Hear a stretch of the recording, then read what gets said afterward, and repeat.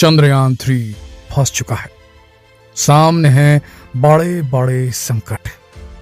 चांद पर उतरना होगा बेहद मुश्किल। ये तस्वीर देख रहे हैं आप अपनी स्क्रीन पर, ये चांद के फार साइड की ली हुई वो पहली तस्वीर है जिसे चंद्रमा के फार साइड, जिसे डार्क साइड भी कहा जाता है, उसकी सरफेस पर खड़े होकर ली गई है। सबसे पहली तस्वीर चंद्रमा के सरफेस से, डार्क साइड के सरफेस से ली गई तस्वीर। जानते हैं तस्वीर किसने खींची है? ये तस्वीर खींची है चीन के चांगई 4 लैंडर ने। ये तस्वीर जारी की है चाइना नेशनल स्पेस एडमिनिस्ट्रेशन, इसने जारी की है। जी हाँ दोस्तों, 2019 में चाइना वो पहली कंट्री बना जिसने चांद के डार्क साइड, फार साइड पर लैंड किया। कई सारे न्यूज चैनल कह रहे हैं कि चंद्रयान 3 फार साइड या डार्क साइड ऑफ मून पर उतरने वाला पहला प्रोब होगा, लेकिन ऐसा है नहीं। चाइना उतर चुका है पहले, लेकिन चाइना ने वहां उतरने के लिए एक इंपॉर्टेंट स्टेप को मिस नहीं किया था। चाइना ने पहले अपने कम्युनिकेशन रिले सैटेलाइट को फार साइड ऑफ द मून के ऑर्बिट में स्टेबलाइज किया। उसने पहले इंस्टॉल किया अपना communication satellite earth moon Lagrange 2 point पर, ताकि उसका कम्युनिकेशन मेंटेन रहे अर्थ के स्टेशन से, चाइना स्थित अर्थ के स्टेशन से। आप जरा गौर से सुनिएगा हम क्या कह रहे हैं। देखिए, जो चांद का जो फार साइड है, जो डार्क साइड है, वहां पर रेडियो सिग्नल भेजना मुश्किल है। इसीलिए अगर उस ओर कोई भी देश लैंडर भेजेगा तो उसके लैंडर में वो ऑटोमेटेड एबिलिटी होनी चाहिए, उसके कंप्यूटर्स इतने स्ट्रांग होने चाहिए जो खुद ही ऑटोनमस लैंडिंग कर सके, खुद उस जगह को डिसाइड कर सकें कि उन्हें कहां उतरना है, वो जगह सही है कि नहीं, वो जहां उतर रहे हैं वो जगह समतल है कि नहीं, जबकि जहां उतरा जा रहा है मून की सरफेस जो है वो बेहद अनइवन है, वहां क्रेटर्स हैं, बोल्डर्स हैं, रॉक्स हैं। ऐसी स्थिति में उसका समझ पाना, उस सिस्टम का, ऑटोनॉमिक सिस्टम का, कि यहाँ उतरना सेफ है, उसे डिसाइड करना, टारगेट करना और फिर धीरे धीरे करके लैंड करना बेहद मुश्किल होता है।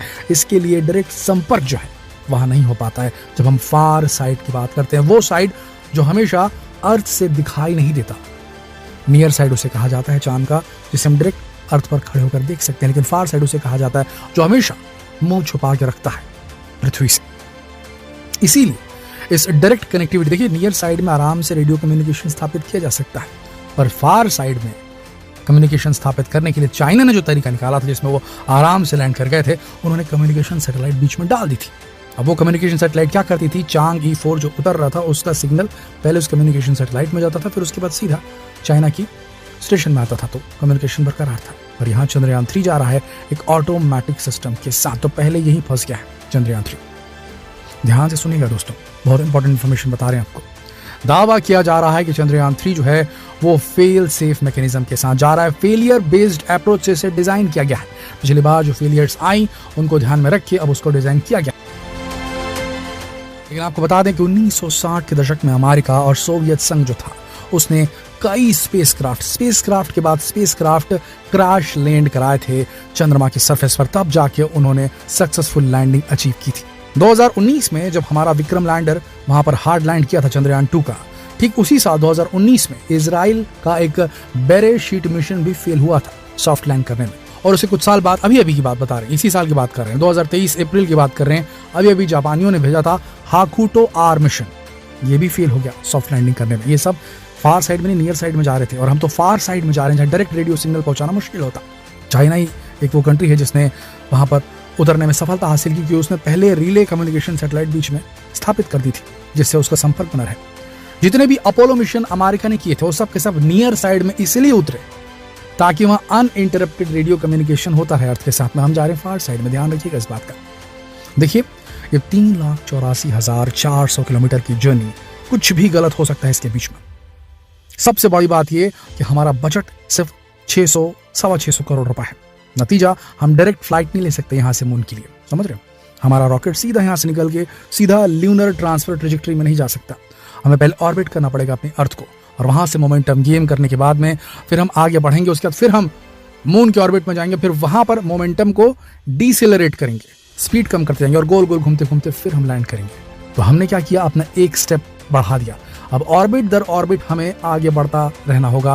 पहले 5 चक्कर काटेंगे, 5 ऑर्बिट में घूमेंगे, उनको वो स्टेप्स पूरे पार करने होंगे। यहाँ भी कुछ गलत हो सकता है। देखिए, पिछली बार हमने ये सारे प्रोसेस को सही कर लिया था। सिर्फ लैंडिंग के दौरान चंद्रमा की सतह से 2.1 किलोमीटर ऊपर हमारा संपर्क लैंडर से टूट गया था और उसके बाद विक्रम लैंडर ने क्रैश लैंड या हार्ड लैंडिंग की थी। लेकिन जरूरी नहीं कि इस बार वहीं पर फॉल्ट है। फॉल्ट इस पूरे प्रोसेस में कहीं भी आ सकती है। लॉन्चिंग हो गई है सक्सेसफुल, नो प्रॉब्लम। हर ऑर्बिट को क्रॉस करना पड़ेगा। 5 ऑर्बिट में घूमेगा जो हमारा ये चंद्रयान 3 है पहले अर्थ के। इन 5 ऑर्बिट में अलग अलग स्पीड देनी पड़ेगी उसको, इंजन की, वो सब होना चाहिए। अगर वो फॉल्ट आ गई तो वहीं पर फेल हो जाएगा, समझ रहे हैं आप। फिर उसके बाद सबसे बड़ी चीज जो होती है वो होता है मून के ऑर्बिट में एंटर करना। लूनर ट्रांसफर ट्रेजेक्टरी से फॉलो होते हुए मून के ऑर्बिट में एंटर करना। अगर ऑर्बिट में एंटर नहीं किया तो फिर दिक्कत होगी। सबसे बड़ा प्रॉब्लम वहीं आ जाता है। तो एक तो वो प्रॉब्लम हो गई। उसके बाद आपको बता दें, जो लैंडिंग का टाइम आता है उसे खुद इसरो चीफ ने कहा है 15 minute duration of soft landing is 15 minutes of terror. 15 minutes of terror नाम दिया गया। 15 मिनट जो डिसेंट होता है, जब नीचे उतरता है, क्योंकि यही वो टाइम होता है जब जो स्पीड है उसकी, जो लैंडर की स्पीड जो है उसे 6000 किलोमीटर प्रति घंटे की रफ्तार से 0 करना होता है। अब आप सोचिए, ऐसी स्थिति में जब हम अर्थ में होते तो चलो हमारा एटमॉस्फेयर है, अंतरिक्ष से किसी प्रोब को नीचे उतारना है अर्थ की सतह पर, तो बीच में आपको एटमॉस्फेयर मिलेगा, वो हवा फ्रिक्शन देती है तो स्पीड धीरे धीरे कम होने लगती है। लेकिन मून में ऐसा एटमॉस्फेयर है ही नहीं, तो उसमें सीधा स्पीड फुल बरकरार रहती है। तो ऐसी स्थिति में जो रिवर्स थ्रस्टर्स रहते हैं, जो नीचे की तरफ काम करते हैं ताकि उसकी गिरने की स्पीड को स्लो की जा सके, उनका काम करना और एकदम सिंक्रोनसली तालबद्ध लयबद्ध होकर के काम करना बेहद जरूरी है। ऑटोनोमस जो लैंडिंग होती है ये बहुत ज़्यादा टफ होती है दोस्तों, और वहाँ पर ऑटोनोमस लैंडिंग ही हो सकती है। हमने बताया आपको कि रेडियो सिग्नल डायरेक्ट कांटेक्ट नहीं रह सकते वहाँ पर। तो जो हमारा लैंडर जा रहा है उसके अंदर जो कंप्यूटर फिट है वो AI के माध्यम से ही नीचे उतरेगा, आर्टिफिशियल इंटेलिजेंस के माध्यम से। सबसे बड़ी बात, वहाँ पर उतरने के लिए बहुत इंपॉर्टेंट रहता है कि उस समय जो इंजन है जो लगाया गया उतरने के लिए, ठीक है, उसका हर जो थ्रस्टर है, थ्रॉटल है, वो राइट टाइम पर, राइट ऑल्टीट्यूड यानी कि एकदम सही समय पर, सही ऊंचाई पर काम करे और परफेक्ट अमाउंट ऑफ फ्यूल को जलाए। ज्यादा फ्यूल जला दिया तो स्पीड से उतर जाएगा, ज्यादा फ्यूल जला दिया तो धीरे हो जाएगा, कुछ भी हो सकता है। तो एक्यूरेट स्कैन करना पड़ेगा पहले उसको, ल्यूनर सरफेस को अच्छी तरीके से, और उसके बाद उसके अकॉर्डिंगली अपने आप को एडजस्ट करते हुए धीरे धीरे उतारना होगा। इसे ही सॉफ्ट लैंडिंग कहते हैं और इसे ही अचीव करना बेहद मुश्किल होता है दोस्तों, क्योंकि जहाँ उतर रहे हैं वो जगह की मैपिंग बेहद ज़रूरी है उतरते वक्त। अब ऐसा तो है नहीं कि चांद की कोई GPS है, वहाँ GPS तो काम करेगी नहीं, वहाँ खुद लोकेशन सेलेक्ट करके उतरना होगा जो लैंडर है उसे। ये सब चीज़ तो चलो ठीक है, यहाँ भी सब चीज़ सही काम कर गया। चलो मान लिया कि विक्रम लैंडर के साथ जो हुआ था वो भी क्रॉस कर लिया वो फेस, किसी तरीके से एकदम 6000 किलोमीटर की स्पीड जो थी प्रति घंटा उसको 0 करने में सक्सेसफुल हो गया और सॉफ्ट लैंड करने के लिए उतर ही गया। लेकिन जब उतरेगा तो एक और पंगा होता है। अब थ्रस्टर देखिए, ऊपर से कोई चीज़ गिर रही है, जैसे रॉकेट नीचे से ऊपर जाता है तो उसके जो ब्लो बैक एयर जो रहता है, जो उसका एग्जॉस्ट रहता है, वो नीचे की तरफ आता है। लेकिन वही रॉकेट अगर नीचे आ रहा है, उसे उतरना है, तो समझ लीजिए उसको किस तरीके से नीचे ही छोड़ना पड़ेगा अपनी गैसों को, अपनी स्पीड को स्लो करने के लिए, नहीं तो क्रैश लैंड करेगा। तो अब वो नीचे जब उतर रहा है, ऐसी स्थिति में उसकी एग्जॉस्ट गैसेस नीचे जमीन से टकराएगी चंद्रमा की सतह से और वहां उड़ेगी धूल, जिसे कहा जाता है ल्यूनर डस्ट। और ये ल्यूनर डस्ट अपोलो मिशंस में भी बेहद मुश्किल में डाल चुकी थी जो एस्ट्रोनॉट्स हैं उनको। जब वो उतर रहे थे, अमेरिकी मिशंस जो थे अपोलो वाले, जिसमें इंसानों को भेजा गया था चंद्रमा की सतह पर, जो उतर रहा था उनका स्पेसक्राफ्ट, इतनी धूल उड़ी थी कि उनके सारे इक्विपमेंट आगे पीछे हो गए थे। सूट्स का प्रेशर जो उनका था, स्पेस सूट पहन के गए थे, वहाँ प्रॉब्लम आ गई थी। अब यहाँ पर क्या पंगा है, हम जो भेज रहे हैं यहाँ से लैंडर, उसकी आंखें कौन है, उसमें लगे हुए कैमरे ही देखेंगे कि नीचे क्या है। भैया हम किसी पत्थर के ऊपर तो नहीं उतर रहे, या हम किसी क्रेटर में तो नहीं उतर रहे, बहुत सारे खड्डे हैं वहाँ पर चंद्रमा की सतह पर। तो उसे देखने के लिए और गेज करने के लिए उनके पास सिर्फ एक ही चीज़ है, वो है कैमरा और लेजर। अब अगर उनके कैमरों के ऊपर में जो डस्ट है, लूनर डस्ट, वो बिछ गई ऊपर, तो उनकी रीडिंग्स गलत हो जाएंगी। जी हाँ दोस्तों, अब रीडिंग गलत हो जाएगी तो गलत कैलकुलेशन करेगा और फिर गलत लैंडिंग हो सकती है। आप समझ रहे हैं दोस्तों।